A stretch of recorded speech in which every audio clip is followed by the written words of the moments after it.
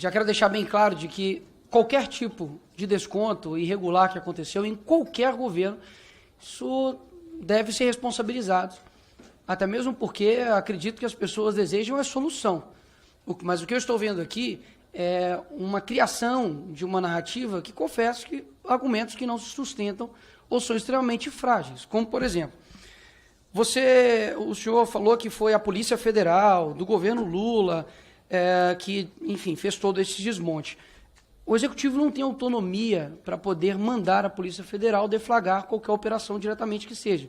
Existem 3 que podem: denúncia ou inquérito aberto pela própria PF, ou, no caso, o Ministério Público, CGU e TCU. O CGU, recentemente, agora falou que todo mundo sabia, mas foi abrir só em 2023. O TCU deixou bem claro de que o julgamento ficou parado pelo ministro, que foi indicado também pelo Lula. O outro argumento que foi utilizado é de que isso não começou nem talvez no governo Bolsonaro, tem que começar até no governo Temer. Só que isso para mim não faz sentido, no seguinte sentido: se começou no governo Temer, é culpa do Temer, né? Se começou no governo Bolsonaro, então é culpa do Bolsonaro. Mas quando esse mesmo rombo aumenta, e aqui estão números, não dá para brigar com imagens, em 2022 os descontos do INSS eram de 706.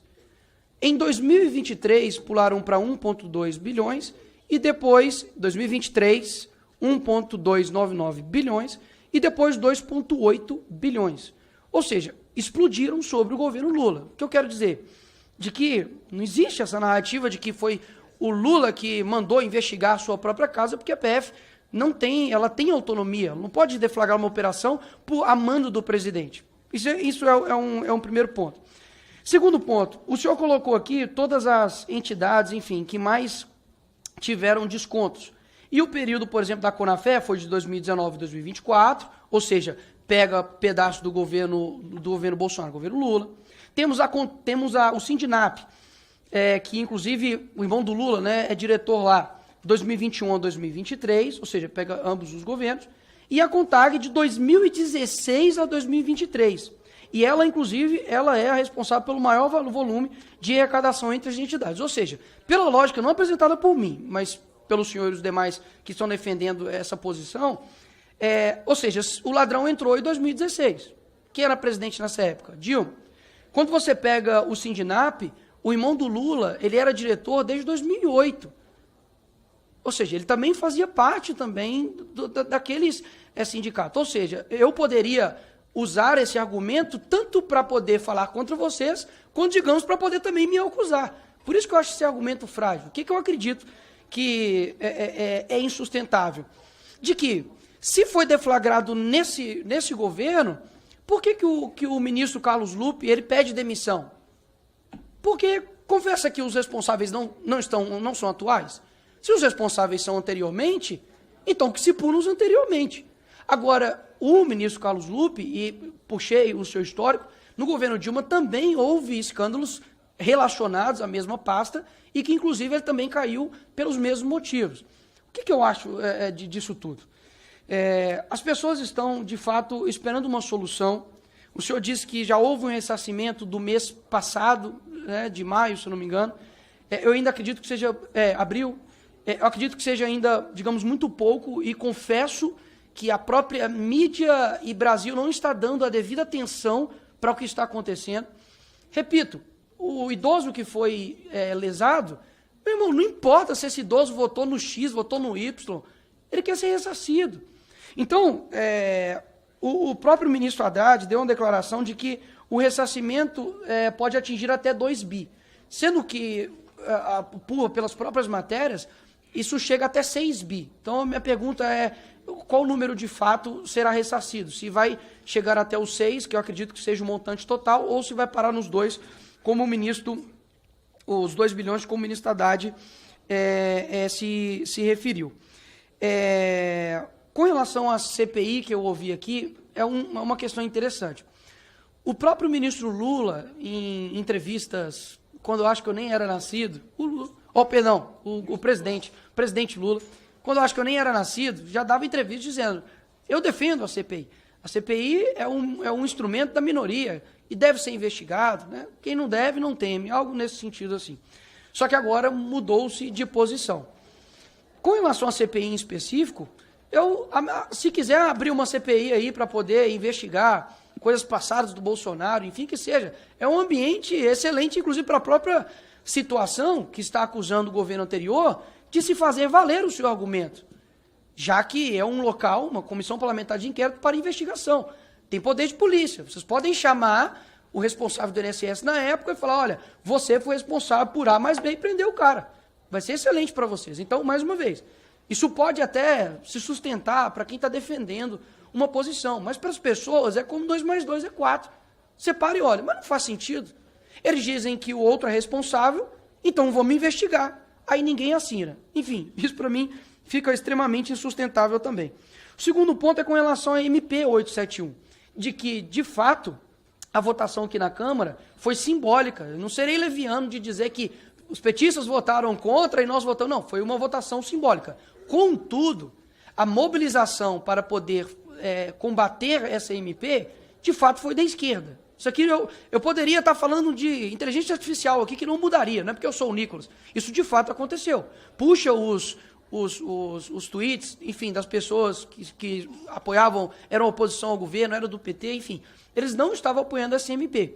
E, de fato, não tenho dúvidas, deputada Benedita, que a senhora citou aqui a respeito da revalidação anual, que pode sim ter aberto um leque gigantesco para quem age de má fé e seja em qualquer governo, cometer crime. Qual a dificuldade de reconhecer isso? Eu reconheço. Agora, será que nós mesmos estamos imbuídos de resolver o problema ou, de fato, empurrar quem é o culpado? Porque eu vou repetir.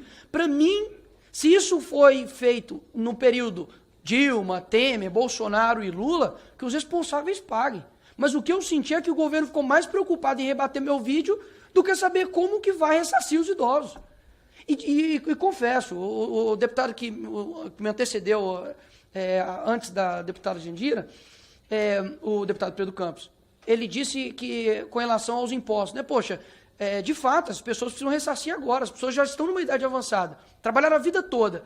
Talvez vai ter que fazer toda uma burocracia para devolver esse dinheiro, confesso, é demorado, mas espera lá.